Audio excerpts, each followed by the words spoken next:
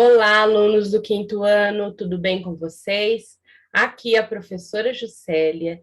Estamos aqui hoje para mais uma aula do nosso movimento Aprender Mais.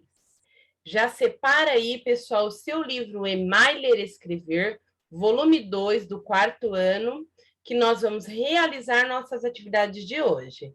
Essa aula é a aula de número 83.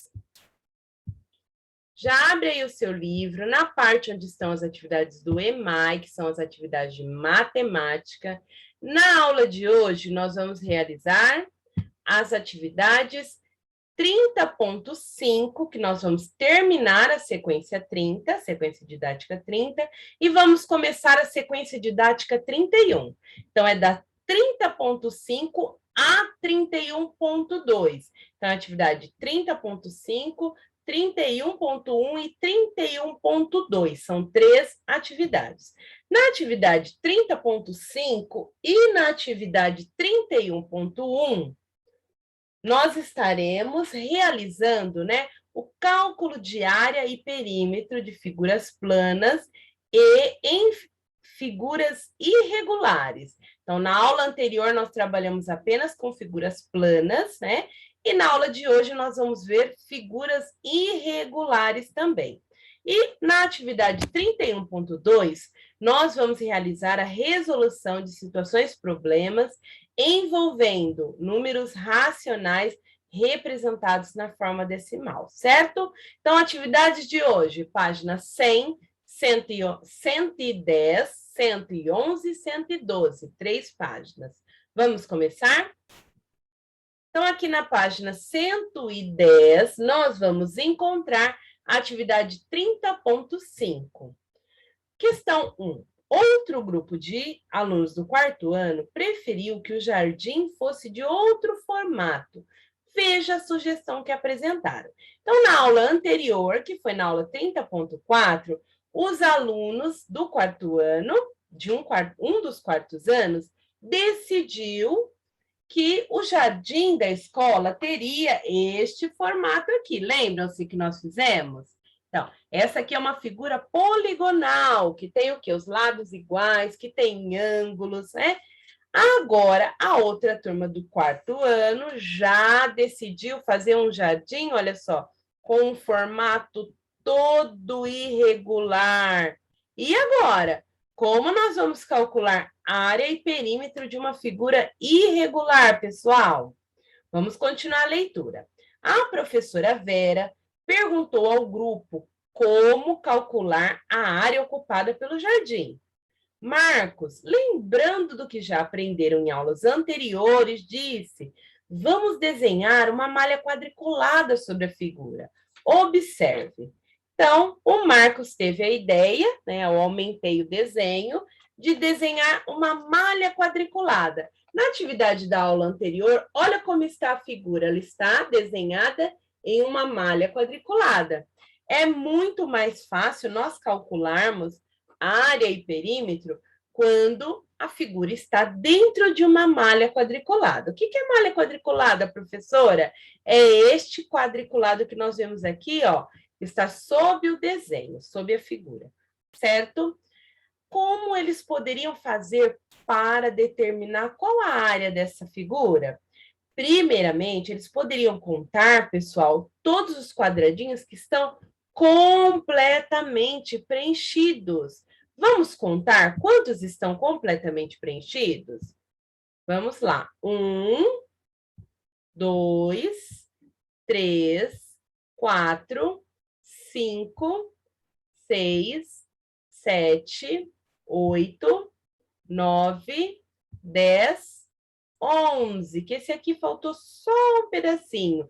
Aí no seu livro você vai fazer a mesma coisa. Marque, numere os quadradinhos que estão completamente preenchidos. A professora vai esperar um minutinho. E aí, pessoal, conseguiram preencher? Agora, nós vamos contornar em volta dos quadrinhos que estão mais da metade preenchido. Como assim, professora? Olha esse quadradinho, ó. Tá mais da metade. A metade é aqui, ó. Tem bem mais do que a metade. Mais outro quadradinho aqui, que também, ó, só faltou um pedacinho. Aqui eu tenho outro quadradinho que faltou mais um pedacinho. Aqui faltou um pedacinho bem pequeno para completar. Aqui também. Aqui faltou já um pedacinho um pouquinho maior. Aqui também faltou um pedacinho. E aqui também faltou um pedacinho. Então, nós contornamos os quadrados que estão preenchidos mais da metade. Esses outros que sobraram estão bem menos do que a metade. Então, nós vamos considerar apenas esse daqui para ficar mais fácil para realizarmos o cálculo. Então, vamos lá. Nós observamos que tem 11 quadradinhos completos. 1, 2, 3, 4, 5, 6, 7, 8, 9, 10, 11. Nós observamos que tem 8 quadradinhos incompletos. 1, 2, 3, 4, 5, 6, 7, 8. E, ao todo, nós vamos ter 19 quadradinhos. Se eu juntar 11 mais 8, eu tenho 19. Então, eu posso dizer que eu tenho aproximadamente 20 quadradinhos? Sim, porque está mais próximo do 20. Então, eu posso dizer que essa figura ela tem aproximadamente 20 metros quadrados de área? Sim, eu posso dizer isso, certo? Depois que vocês fizeram aí as marcações na página 110, aí no jardim, vamos responder agora a questão. E aí, continuou perguntando aos amigos, se o quadradinho da malha representar 1 metro de lado, qual será a área aproximada desse jardim? Então, nós vimos aqui na atividade, né, no desenho, nós contamos que ao todo tem aproximadamente 19 quadradinhos, certo? Então, qual vai ser a área aproximada? Será de 10 metros quadrados, pessoal? Não, porque só contando os quadradinhos completos, nós já vimos que tem 11 quadradinhos completos. Letra B, será 20 metros quadrados? Nós contamos aqui, ó, deu 19 quadradinhos. Nós colocamos que é aproximadamente 20 metros quadrados. Ou será 30 metros quadrados? Nós chegamos aos 30 quadradinhos aqui, pessoal? Não chegamos. Qual vai ser a resposta correta? A resposta que está na alternativa B, 20 metros quadrados. Qual resposta você acha que os amigos de Marcos escolheram? É claro que eles escolheram a alternativa B. Eles escolheram a alternativa B porque a figura tem aproximadamente 20 quadradinhos preenchidos. E se ela tem 20 quadradinhos preenchidos, significa que ela tem 20 metros quadrados de área, pessoal. Registrem aí no seu livro a resposta.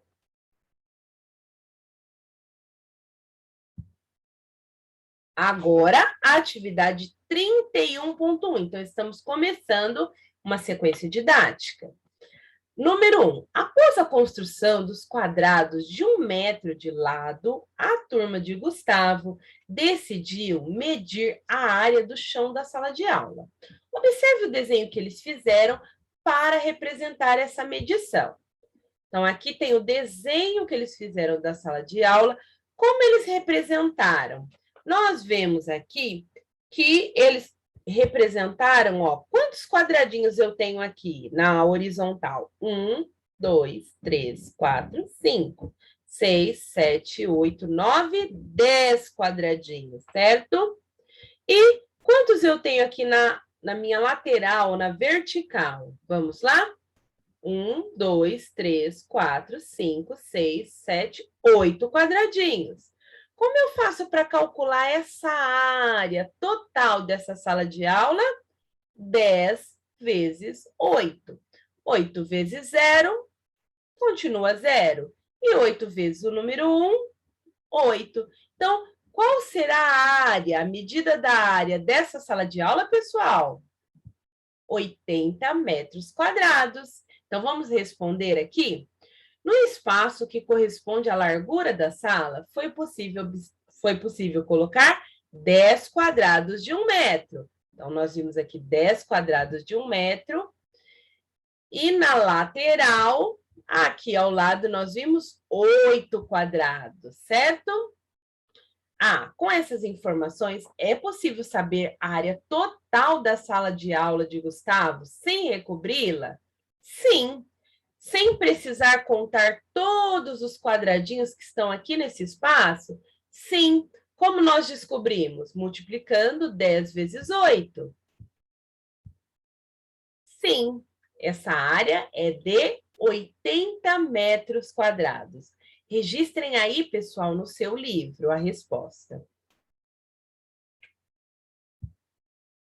Agora aqui a questão B. E qual deve ser a área do chão de nossa sala de aula? Junto com os seus colegas, usem seus metros quadrados de jornal construídos na atividade. Aqui, pessoal, está errado no livro, tá? É na atividade 26.1 que nós fizemos a contagem com o jornal. Mas como nós não estamos na escola, então não foi possível medir o chão da sala de aula. Então, nessa atividade aqui do livro, está pedindo para que vocês, usando aqueles jornais, né, de 1 por 1, que vocês fizessem uma estimativa de quantos quadrados seriam necessários para recobrir totalmente o chão de nossa sala de aula, colocando um ao lado do outro. O que nós vamos anotar aí no livro? Que não será possível fazer essa atividade porque não estamos na sala de aula, certo? Então, alguns alunos ainda estão fazendo todas as atividades em casa, de forma remota, aqui nas videoaulas. Então, nesse momento, não é possível medirmos o chão da nossa sala de aula, certo? Então, registre aí no seu livro a resposta. Agora, nós vamos realizar a última atividade de hoje, que é a atividade 31.2. Gustavo dispõe de R$50 e quer distribuir essa quantia igualmente entre certo número de pessoas. Então, ele tem R$50. Se ele dividisse para 2 pessoas, olha aqui, cada pessoa receberia R$25. Se ele dividisse R$50 para 3 pessoas, usando a calculadora, hein, pessoal? O resultado seria R$16,66. Se ele dividiu R$50 para 4 pessoas, o resultado seria R$12,50 para cada pessoa. Se ele distribuir os R$50 para 5 pessoas, ele dividir ali entre as 5, cada pessoa receberá R$10. E se ele dividir os R$50 por 6 pessoas, cada pessoa vai receber R$8,33, certo? Então, aqui nesse quadro, ele registrou o quê? As possibilidades, variando o número de pessoas, para saber quanto cada uma receberá em cada situação. Letra A. Observe que Gustavo coloriu algumas linhas de azul e outras de amarelo. Por que ele fez isso? Usou algum critério? Qual? Escreva sua opinião e compare-a com a de seus colegas. Infelizmente, não será possível comparar com os colegas, mas você aí na sua casa pode escrever a sua opinião da forma como você acha que o Gustavo pensou quando ele colocou esta linha e esta linha na cor azul e as outras linhas na cor amarela. O que a gente consegue perceber aqui, pessoal? Eu tenho em destaque as 2 linhas que estão azul. Aqui dividiu R$50 por 2 pessoas, eu tenho o número 25. E aqui dividiu R$50 por 5 pessoas, e aqui eu tenho o número 10. Significa que cada pessoa recebeu R$10, e aqui cada pessoa recebeu R$25. Mas a pergunta é a seguinte: qual a diferença observando esses números que estão aqui na linha em azul Comparando aos números que estão nas linhas em amarelo, nós observamos que os números que estão nos resultados das linhas azuis, eles estão inteiros, eles não têm vírgula. Já os números que estão aqui nas linhas amarelas, eles têm vírgula, ou seja, eles estão representados na forma decimal, que nós já trabalhamos bastante. Então, como a gente poderia responder essa questão? Eu coloquei dessa forma, mas você aí na sua casa pode colocar de uma forma diferente. Eu coloquei assim: nas linhas azuis da última coluna, deixa eu só voltar, porque aqui ó, é a última coluna. Ó. Primeira coluna, quantidade a repartir de dinheiro. Segunda coluna, número de pessoas. E a terceira coluna, quanto cada uma receberá. Então, ficou assim a resposta. Nas linhas azuis, na última coluna, estão os resultados que não têm vírgula. Já os resultados que estão nas linhas amarelas, na última coluna, todos os números têm vírgula e por isso são chamados números racionais e estão representados na forma decimal. Eu registrei dessa forma. Se você quiser copiar, você pode escrever aí no seu livro da mesma forma.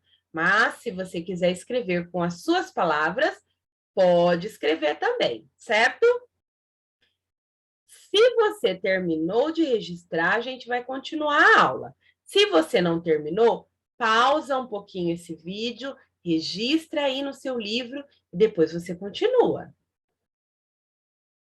Aqui no finalzinho da página 112, eu tenho esse quadro aqui. Agora leia com atenção.